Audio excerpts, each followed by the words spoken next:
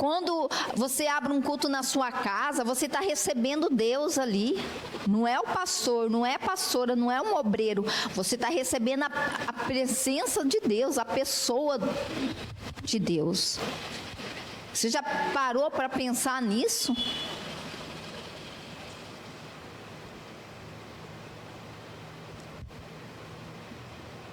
Você está recebendo Deus, não é o homem, mas é Deus. Então valorize aquilo que Deus está te dando.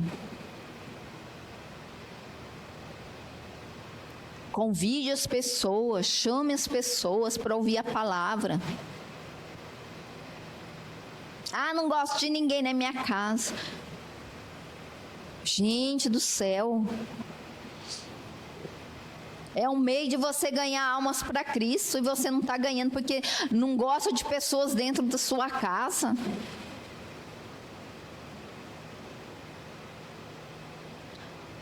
Um meio de fazer algo para Cristo você não faz.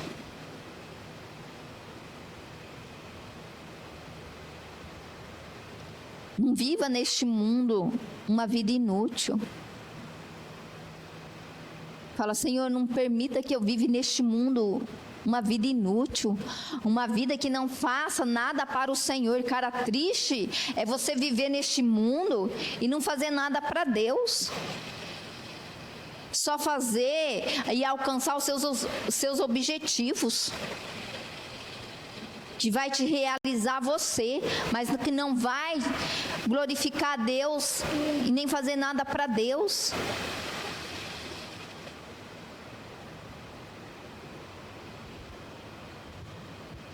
Porque Deus quer que a gente faça algo para Ele.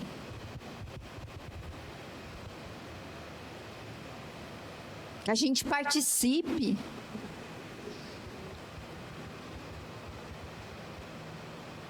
Que a gente contempla o poder dEle na nossa vida. Que os nossos filhos cresçam conhecendo o Senhor, amando o Senhor, respeitando o Senhor.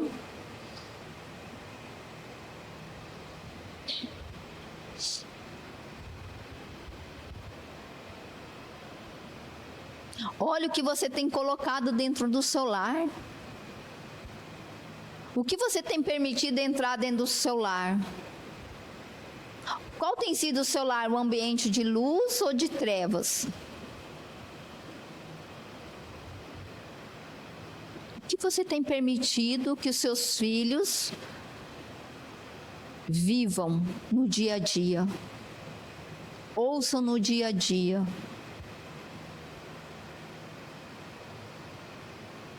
Às vezes, o próprio cristão, ele é trevas dentro do seu lar. Porque ele começa a falar mal dos outros e os filhos ficam vendo. Ele briga perto dos filhos e os filhos ficam tudo observando.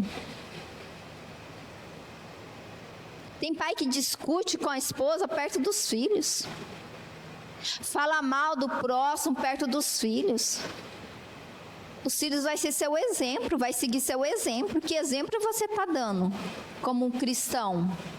Você está passando um exemplo do mundo e não está percebendo. Porque os filhos seguem o exemplo dos pais. E que exemplo você está dando? Como um conhecedor da palavra.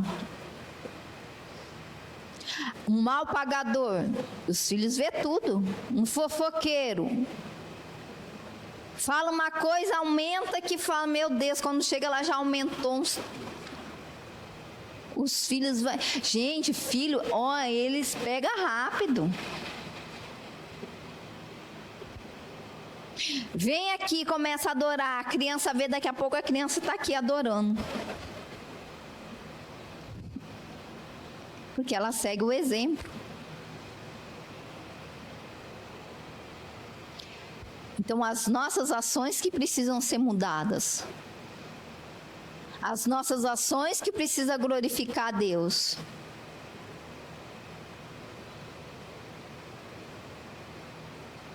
Nós que precisamos ser luz.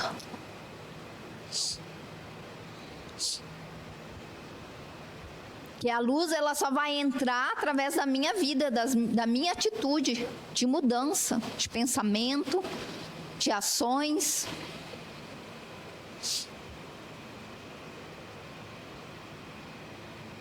Que tipo de cristão nós temos sido?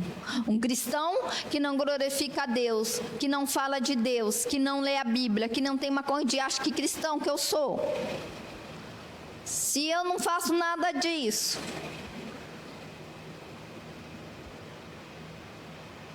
porque dizer que é só cristão, só vir num culto no domingo, todo domingo eu vou. Isso não muda. Porque se você vem todo domingo, ouve a palavra, mas a palavra não entrou no seu coração, e não te levou a uma mudança, você está nas trevas. Se o seu pensamento ainda não mudou, você está nas trevas e não percebe.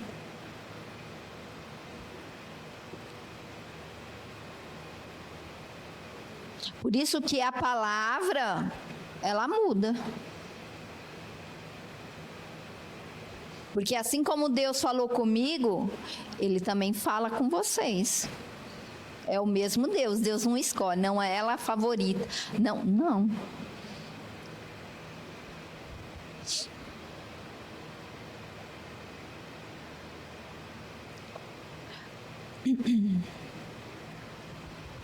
Quando Deus escolheu Davi como um rei, Ele escolheu por causa do coração. Porque Davi buscava o Senhor, o coração dele era para Deus. Os irmãos dele não. Eram fortes, era bom de batalha, de guerra, era. Mas para Deus não servia. Servia para o homem, mas não para Deus. Para Deus não servia. Porque para Deus, Deus vê um coração, é o coração que Deus vê. O que está no meu coração, o desejo que está no meu coração é o que conta. É o desejo que está. Deus, Ele sabe que somos falhos, que erramos. Ele sabe disso. Mas Deus espera um coração sincero. Porque um coração sincero, ele faz a diferença. Davi pisava tanto na bola, errou tanto. Mas por que era um coração segundo de Deus? Talvez porque ele era sincero. Ele sempre falava o que ele sentia para o Senhor. Se você for ler lá em Salmos, ele se expressava tanto o seu sentimento para o Senhor.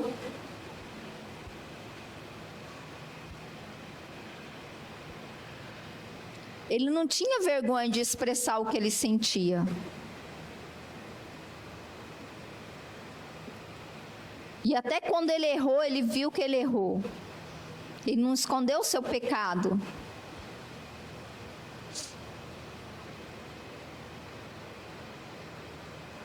Porque quando nós queremos uma mudança, a gente não esconde o pecado.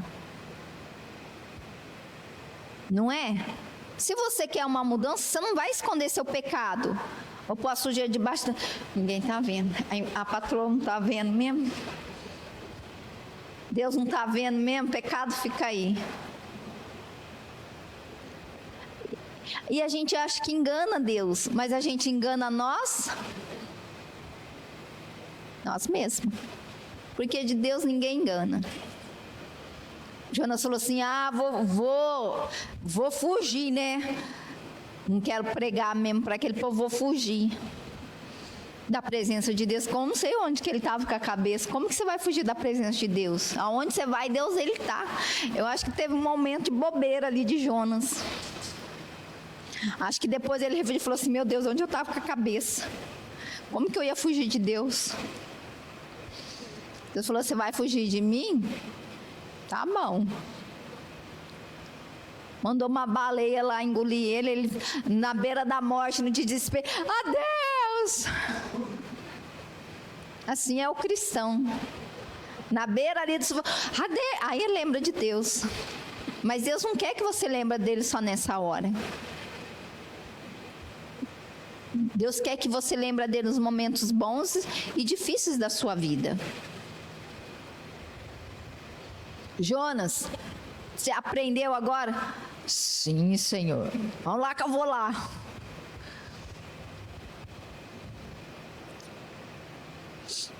Não queria pregar a palavra, porque ele tinha rincha com aquele povo. Quero que o povo se lasque, vou pregar é nada. Que vá para o inferno todo mundo, aquele povo lá. Deus falou assim: Jonas, não é assim não, meu filho. Tu era torto, eu endireitei. Eles também têm escolhas. Eles precisam ser alcançados. Vai lá e prega. Deus mandou justo ele, né? Deus, ele age de uma maneira que a gente não consegue entender. Tratou tanto Jonas nessa área, levou ele a amar aquele povo, porque Deus queria salvar aquela nação. E assim Deus nos ama. E às vezes as pessoas falam: aquele lá não tem jeito. Gente, aquele lá... mas nós tivemos jeito. O Erivelto, coitado, meu Deus, deve ter dado muito trabalho. Mas teve jeito.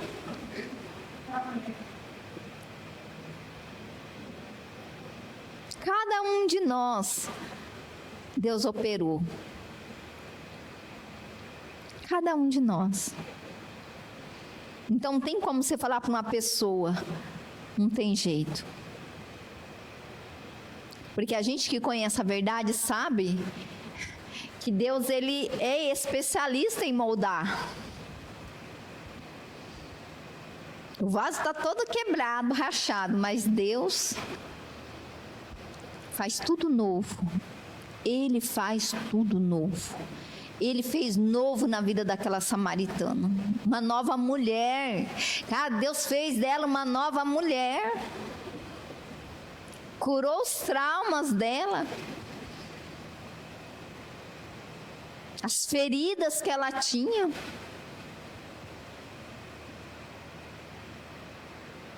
Foi curada. Quantos de nós Deus não quer operar? Quantas famílias Deus não quer restaurar? Através da nossa vida. Quantas almas Deus não quer salvar através da sua vida e você não tem acordado por esse chamado? Quantas almas?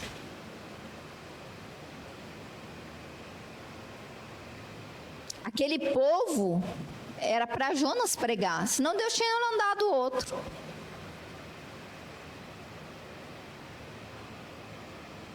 Tem coisas que nós temos que fazer. Deus quer que nós fazemos. Depende de nós. Nós acreditar no nosso chamado. Nós acreditarmos que temos potencial. Todos aqueles discípulos tinham problema. Um era explosivo, o outro era grosso, o outro era... Gente do céu, deu trabalho para Jesus, hein? Mas não deu frutos. Eles perseveraram, eles creram no seu chamado. E eles andavam com a palavra, eles tinham comunhão com a palavra, porque Jesus estava ali, eles viam os milagres que Jesus realizava. Eles viam com os próprios olhos o que Jesus fazia. Quando as pessoas eram curadas, eles estavam presentes e eles participavam de tudo. E eles cresceram na fé e na comunhão com Cristo e se tornaram grandes homens. Se aqueles discípulos e Jesus tiveram comunhão, por que a gente não vai ter? Eu não preciso. Gente, se o próprio Jesus teve, se os discípulos teve, por que nós não precisamos? Nós não somos diferentes. É o mesmo Senhor, é o mesmo Deus. Jesus, ele fazia a obra e ele ia orar à noite. Era o tempo que ele tinha, porque ele fazia a obra. As multidões ficavam ali ao redor dele. Ele dava uma escapadinha, o povo estava lá, esperou Jesus. Ele falava, vou ter que orar de madrugada, porque o povo não me dá folga. Mas ele não deixava de ter a comunhão com o Pai. Como que ele sabia o horário e o momento de fazer? Comunhão. Comunhão com o Pai. Nossa, mas que sabedoria este homem tem? Aonde ele aprendeu? Quem é o professor dele, hein? Porque ele tem um conhecimento. Ele falou, meu professor, é meu pai.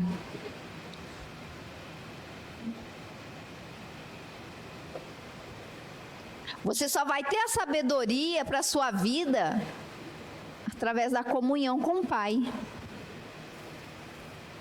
Você vai saber agir correto com a comunhão com o Pai. Porque nós fomos alcançados porque alguém um dia plantou na nossa vida. Alguém plantou. Seja numa oração, seja numa oferta, alguém plantou. Por isso nós alcançamos o Evangelho de Cristo. Então, seja um participante do reino de Deus. Participe do reino de Deus. Dê o seu dízimo. Se você recebe o salário, dê lá o 10%. Não deixe de dar o que é de Deus. Não permita que o diabo atue na sua vida financeira. Porque se você não abençoa, não dá o seu dízimo, você negligencia os princípios da palavra. E o diabo ele vai atuar, porque você negligenciou a palavra de Deus. Você não está colocando em prática. Você não está usando nem a sua fé. Mas se eu der os 10% vai faltar. Mas criatura, os 10% não é teu. Os 10% é de Deus. Sabe, até o dinheiro não nos pertence. Mas Deus dá para você administrar. Então nós precisamos saber administrar aquilo que Deus dá. Deus dá a semente, mas nós precisamos saber administrar a semente. Amém? Então que a cada dia nós vemos a nossa fé seja em tudo. Amém? Assim é fé. Eu aprendi assim. Uma vez, quando a gente era solteira, o pastor falou assim, coloca uma cadeira aí, gente. Usa a sua fé. Você não quer casar? Vocês não querem casar? Falou para as obreiras. Usa a fé, Quando você vai pregar, põe uma cadeira ali. Fala, gente, não senta aí não, irmão. Você não está vendo meu marido? Olha meu marido aí. Irmã, cadê? Aí, tu não está vendo, não? Isso é fé. Vai, besteira. Isso é fé. Hoje as obreiras tudo está casada, porque usou a fé. Fala, escreve aí no papel Quero um esposo assim, assim, assim, com detalhes, sabe? Porque depois fala, eu não acredito. Escreve com detalhes, sabe? Porque até para pedir para Deus, a nossa oração tem que ser específica, detalhes por detalhes.